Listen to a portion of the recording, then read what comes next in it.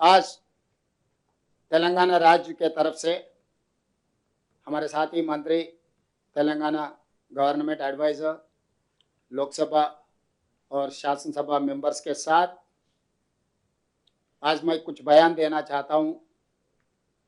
जो केंद्र सरकार, भारतीय जनता पार्टी, नरेंद्र मोदी जी जो कोशिश कर रहे हैं 16, 17, 18 तारीख लोकसभा राज्यसभा में कुछ बिल ले आकर बिल पास करवाने में बहुत जल्दी भागम दौड़ कोशिश कर रहा है। इसीलिए मैं दो मुद्दों को आज साफ साफ कहना चाहता हूं। एक, महिला आरक्षण। दूसरे बात, constituencies reorganisation and enhancement of seats in Lok Sabha and assembly. महिला आरक्षण के लिए कांग्रेस पार्टी खिलाफ नहीं है। जिस दिन इस देश को आजाद मिले थे उसी दिन महिलाओं को वोट हक देकर, पुरुष के साथ साथ महिलाओं को वोट हक देकर हम लोग वुमेन एम्पावरमेंट को उसी दिन हम एक फाउंडेशन डाला है। उसके बाद राजीव गांधी जी ने panchayat raj and municipal urban local bodies में महिला आरक्षण लागू कर देके इस देश में महिलाओं को लोकल बॉडीज रिप्रेजेंटेशन हमने दिलवाए। उसके बाद असेंबली एंड लोकसभा महिला आरक्षण के लिए श्रीमती सोनिया गांधी जी यूपीए 2 में राज्यसभा में कानून पास करवा के लोकसभा में इंट्रोड्यूस किए तो भारतीय जनता पार्टी साथ नहीं दिए, राज्यसभा में मदद किए। लोकसभा में आने के बाद भारतीय जनता पार्टी उसको आगे नहीं जाने दिए। इसीलिए आज हम लोग ये बात साफ कहना चाहता हूं नरेंद्र मोदी जी से, भारत सरकार से, कांग्रेस पार्टी तहे दिल से महिला आरक्षण को हम मदद दे देंगे। बाज़ाब्ता बिल लोकसभा राज्यसभा में रख दो, एक ही दिन में हम पास करवा देंगे। महिला आरक्षण अमल करने के लिए कांग्रेस पार्टी को कोई इतराज नहीं है। अभी जो लोकसभा 543 हर राज्य में जो असेंबली में है 1/3 वुमेन रिजर्वेशन तुरंत लागू कर दो। इवन 543 में भी 1/3 181 लोकसभा सीट महिलाओं को दे दो।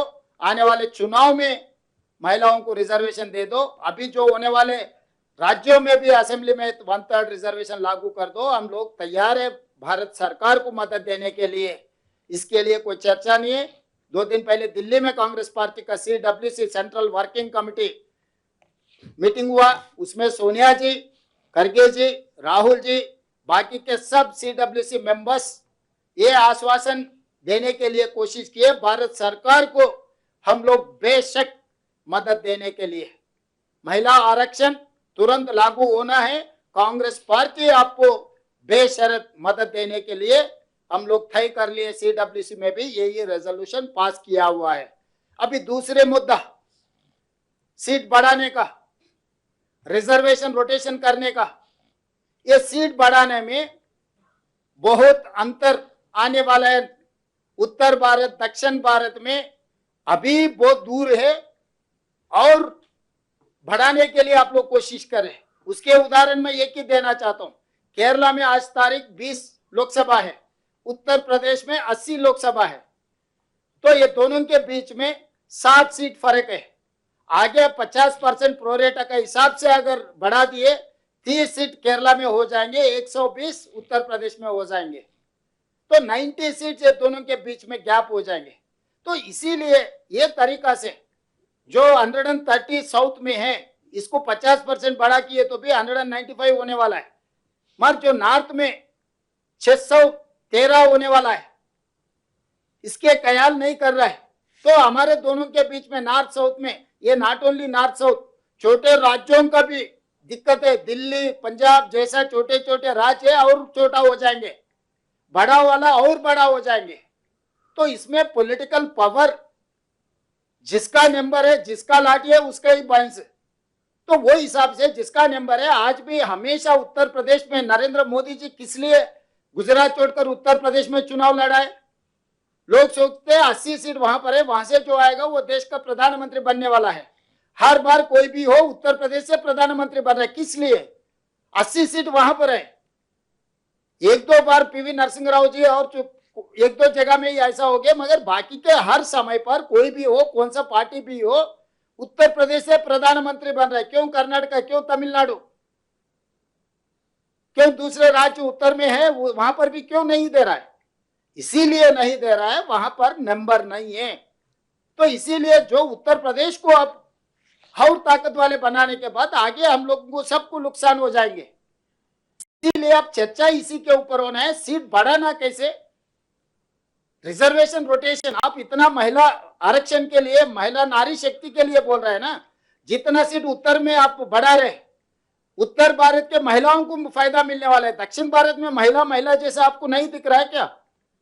दक्षिण भारत में दलित आदिवासी आपको याद नहीं आए हैं? जितना सीट बढ़ेंगे उतना SC ST रिजर्वेशन भी बढ़ने वाला है, महिलाओं का भी कोटा बढ़ने वाला है। जितना सीट अभी बढ़ने वाले हैं उसमें SC एंड ST एंड महिला, उनका भी कोटा में विद इन द कोटा है। मतलब दक्षिण भारत में SCओं को, STओं को, महिलाओं को अन्याय करने के लिए भारतीय जनता पार्टी, नरेंद्र मोदी जी आज कोशिश कर रहा है। तो इसीलिए हम लोग ये बयान देना चाहता हूं, मैं साफ साफ कहना चाहता हूं, दक्षिण भारत को आप अन्याय नहीं कर सकते। जनता के लिए नहीं, आदिवासियों के लिए, दलित के लिए, महिलाओं के लिए भी सीट जब कम हो जाएंगे उनका हिस्सा भी कम हो जाएंगे। कम करने के लिए कोशिश कर रहे हैं एज इट इज। आप नॉर्थ इंडिया में पॉलिटिकल पावर, साउथ इंडिया में फाइनेंशियल पावर, तो हम पैसे कमा रहे आपको दे रहे। अगर हम 1 रुपए दिए तो 40 पैसे भी वापस हमको नहीं दे रहे। बिहार में 1 रुपया है तो 6 रुपए वहां पर दे रहा है। उत्तर प्रदेश में 3.5 रुपए दे रहा है। मध्य प्रदेश को 2.5 रुपए दे रहा है। केरला को आप 16 पैसे दे रहे, तेलंगाना को 40 पैसे दे रहे। तो ये तरीका से फाइनेंशियल इनजस्टिस हो रहा ही हो रहा। हम लोग बहुत बार कह चुका है, अब नहीं सुने। अभी पॉलिटिकल अन्याय भी करने के लिए जो कोशिश कर रहा है ये ठीक ठाक नहीं है। जो जनगणना लेकर डिलिमिटेशन करना हम नहीं मानेंगे, प्रोरेटा भी हम नहीं मानेंगे, क्योंकि जो पिछले नंबर है वो जन आधारित नंबर है। आज 50% जो भी प्रोरेटा दे रहे हैं उसी के हिसाब से हमको नुकसान पहुंचाएंगे। इसीलिए आज हम लोग तेलंगाना के तरफ से एक हाइब्रिड मॉडल सुझाव देना चाहता हूं। आप 272 सीट्स जो बढ़ाने के लिए कोशिश कर रहे हैं उसमें 50% 136 सीट्स को प्रोरेटा में बांट दो।